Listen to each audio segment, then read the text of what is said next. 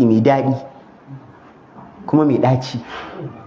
yana cikin jami'in Tirmidhi hadisi na 2402 Jabir dan Abdullahi al-Ansari yake cewa manzon Allah sallallahu alaihi wasallam ya ce yawaddu ahlul afiyati yawmal qiyamati wadda a duniya Allah baya jarraban su da musiba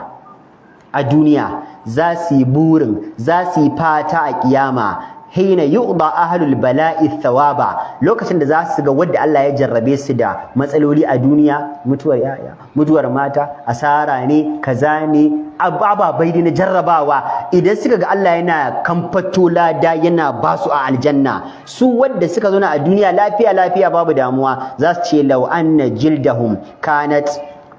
qaradat fi dunya bil maqarid ina ma a ce a gidan duniya jildahum uridat fi dunya bil maqarib ina ma a ce da a gidan duniya mu musiban mu almakashi aka dauko aka dinga daye ya farce na a daye fatata a samu almakashi har sai an kwaye naman jikina gaba ɗaya a bar ni skeleton za su ce ya Allah mu da wannan musiban ma ka mana dan Allah musibar da aka ba wa'annan yadda suka samu daraja wajen kuma ya Allah ba mu samu ba